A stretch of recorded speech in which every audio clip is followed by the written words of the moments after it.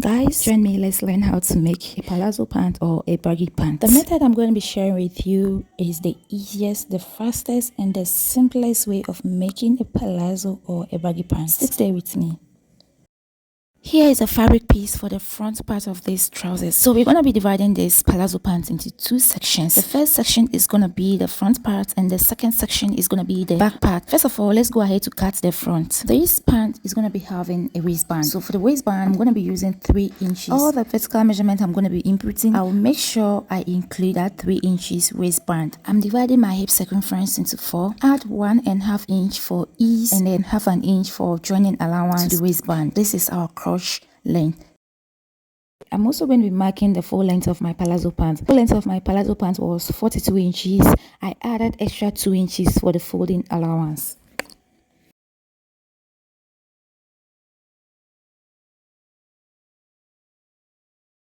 At my waistline, I'm going to be marking the same figure I used as my crotch length over there. And that was my hip circumference divided by 4 plus 1.5 inches for ease and 1/2 inch for joining allowance. Here I'll mark 2.5 inches and also mark 2.5 inches as well. I'll go ahead and connect these 2 points to get my crotch extension. Whatever measurement I got here, I'm going to be subtracting 1 inches from it, and that will be my hem. I'll move to the hem of my pants and mark it right there. Once I was done with that, I just need to go ahead and connect these 2 points. I'm going to be coming in by 1 inch over here, and with the help of my hip curve, I'm going to be connecting that to the crotch line that way. This is to give it shape at the side. You could leave it that way, but mostly I do this to add shape to the side of my palazzo pant. The next section is to cut the back piece. So here is another fabric piece. So this fabric piece should be lengthwise bigger than the front piece and then widthwise also bigger. Let's say about 4 inches or 3 inches bigger. Here I'll mark 2 inches.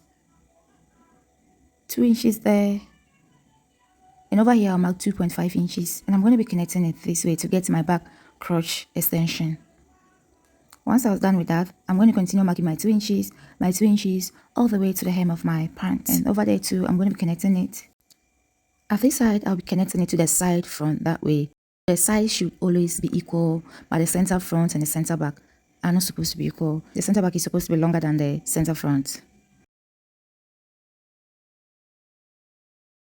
Next, I'll be taking the front piece and I'll be stepping down by 1 inch. I'll make a curved line to join with the side front that way. And I'm going to be cutting that out. This is to make sure the tummy, the abdomen area is well relaxed and well contoured. I'll stitch from here to here and also pick the back piece and stitch from there to there. That's the crotch extension. When I'm done, let's move forward to now work on the pocket. Here I'll mark 3 inches and then mark 6.5 inches at this side. Then I'll make this curve that way. So this is our pocket, and when I'm done, I'm going to be cutting it out. And when that is done, these are my pocket pieces. This is 18 by 7 inches. So I'm going to be putting it under my palazzo pant this way, ensuring the pocket match up with it that way. And I'm going to be cutting it this way too.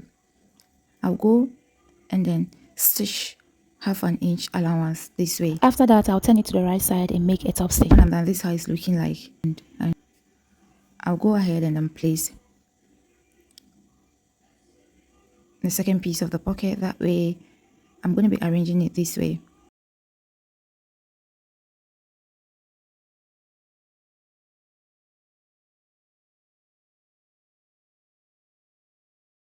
I'll turn it over. So this is the 2 pocket pieces. I'm going to stitch from here to here and then to there, and then turn it and do a top stitch.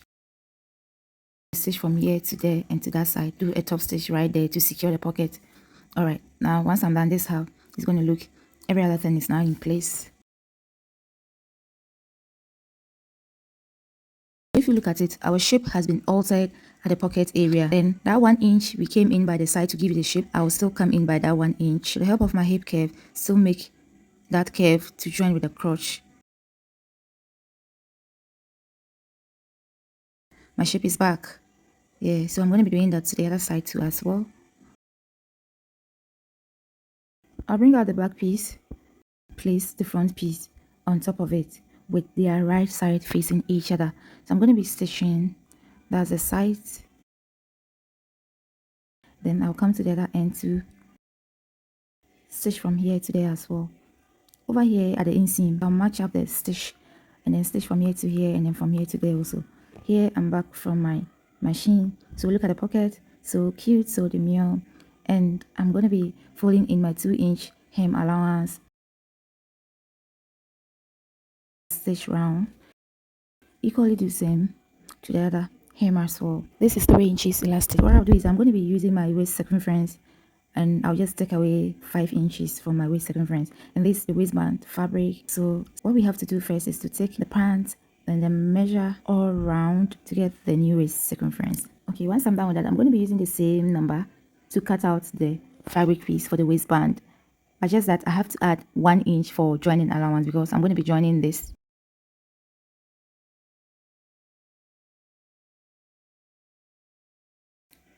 I'll take it to my machine and then stitch 1/2 inch allowance.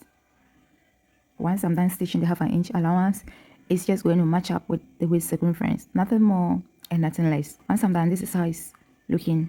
So we're now having a complete round fabric. So I'm going to be folding it this way to get the midpoint, to get the middle. And this is 4 inches. It means I'm going to be using 1 inch as joining allowance. I'll go ahead, open it up, and then mark that 1 inch sewing allowance so that I wouldn't be confused.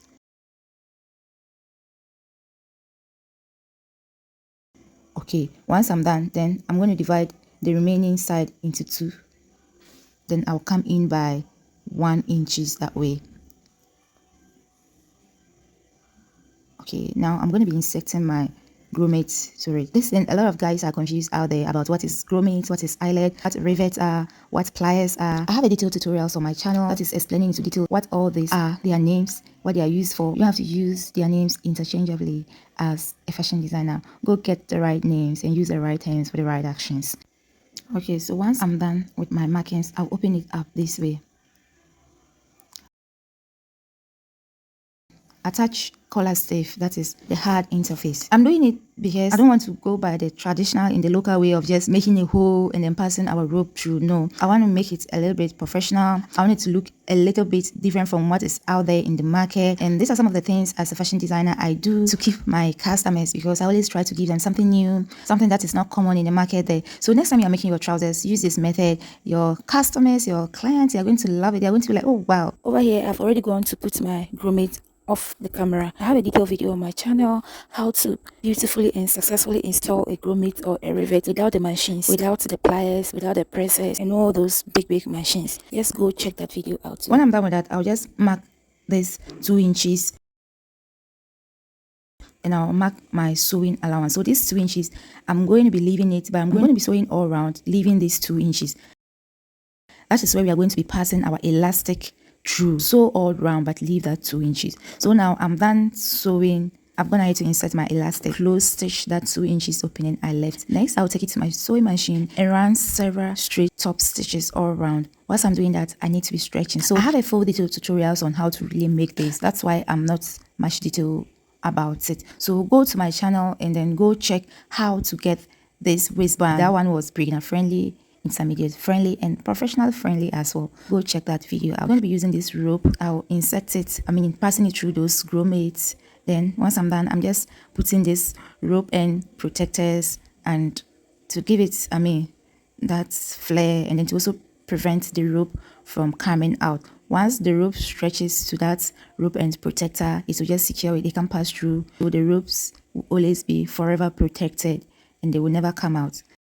This is it. It looks so beautiful. When I delivered this, Palazzo pant to my customer, she was really impressed. That day, no, she told me, oh wow, this looks nice. I'm going to be making you my fashion designer. It looks so beautiful. It looks so unique. It's outstanding. This is not common. You know what? After designing this Palazzo pant for my customer, she asked me to design the same thing using the same fabric piece for hers. Yeah, so this is how it's looking. Look at how beautiful it's looking. So gorgeous. It looks simple. Like, once my wristband was ready, I'm just going to be attaching it to the Palazzo pant, take it to my machine and do justice to it. Oh my god, look how it's looking. This is beautiful. This is 10 over 10 minus nothing. Look at the waist. Wow, so cute. It looks demure. It's beautiful. Look at that. Look at our romantic pocket. Oh my god,